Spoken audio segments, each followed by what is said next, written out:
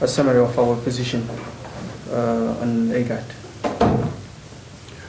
Well, the last time the IGAD declared that the mechanism has not arrived to peace, there were differences. One on federalism. Our position is that federalism be implemented during the transitional period, and because 3 years is a long time where it would be possible for the federal system to be adapted and implemented in South Sudan. So this is one major difference. The second major difference is in the security arrangements. There have been no substantial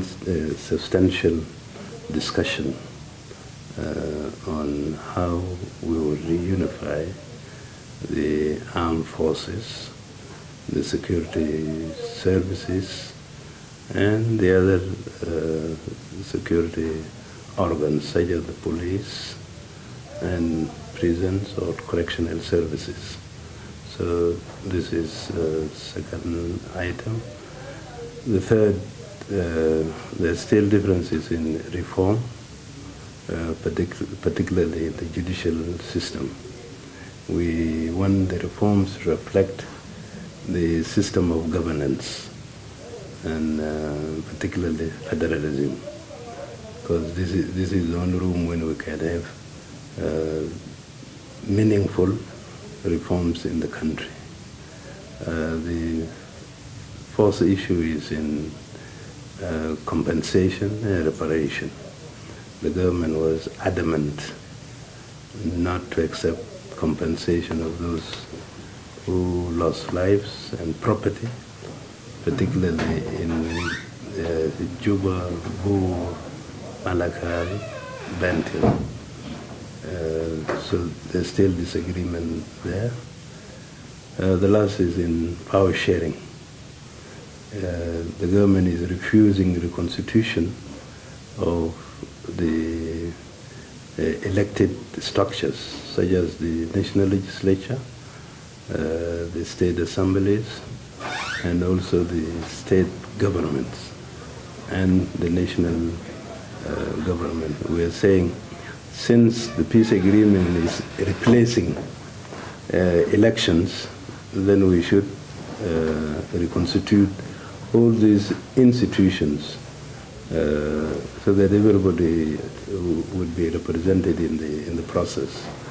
But they seem to think that the SPLM, SPLA should only be represented in Upper Nile, with zero representation in Greater Equatoria and in Greater Upper Nile states, Bahra Ghazal states. So these are the major differences in the peace talks. Well, in Arusha, we have signed the Arusha agreement on the 21st of January, and we said we should continue discussing in Arusha by translating the Arusha agreement into a constitutional code, because, as you know, the differences happened in the Constitution, the debate, the deliberation on the Constitution. So we have suggested to the grantors that the dialogue of drafting the Constitution should continue in Arusha, and similarly for the manifesto and the other basic documents. The government is adamant that this should be done in Juba. And as you know, that the war is still raging. It is not possible for us to send a delegation that would do a meaningful work in Juba. It was possible for the G10 because they are not part of the war. They have been quitted in the last trials in Juba. So those people are free to go to Juba and discuss with the government or the SPLM in government. But for us, because the war is still raging and we are involved in it, it would be unwise to send a delegation to Juba to pursue talks. But the differences were not on, this was just symptoms. The difference is in 2013 December were on the constitution itself to democratize the SPLM. It was not positions. The war broke out while I was still the first deputy chair. So reinstating me to that position doesn't solve. Well, the Aguila group are virtually integrated now into SPLM, SPLA. We are one movement with them. As for G10, they opted to return to Juba, and I believe they are part of the SPLM in government. So we will treat them as part of. They may be stakeholders within the SPLM in government, but not a separate group. They will have to clarify their position. If they think they're a different group in Juba, as SPLM, and Pagani is still the Secretary General, and the members of the Politburo Bureau, such as John Luke, Dengalor, and Kosti, are reinstated, and they still treat themselves different. I doubt that. How would such a situation persist? Well, the initiative made by President Uhuru was a good initiative. He wanted me and President Salva to have a quiet time to discuss issues. And so I accepted to come to Nairobi, and he did bring us together. Unfortunately, President Salva was not ready to discuss peace talks. We learned later on that he came to talk about Arusha, and his delegation was composed of his team that usually went to Arusha. So there was no substantial progress over it. So he went back, and the president asked us to present our positions. We now have presented our position in writing on the piece, and there's document over this, which is the SPLM SPLA position, IGAD plus mediated peace process for sustainable peace in South Sudan. This is our position. We yesterday printed it, and we have given this to the president, and we'll also distribute it to the members of IGAD Plus and anybody who is interested in peace in South Sudan.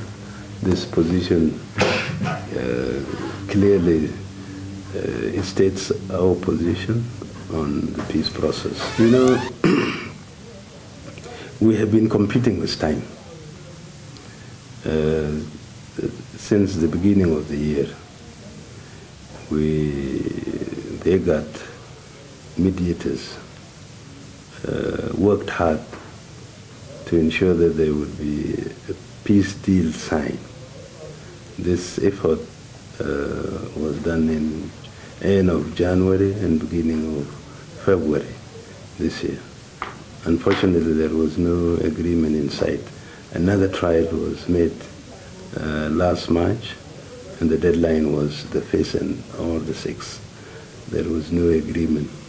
We were running against time because the national legislature, the state governments, including the state assemblies, should be dissolved by the 8th of March, because by our law, there should be 90 days for elections to be conducted and the results declared, and a new president elected, and new governors, and new national legislature and state assemblies.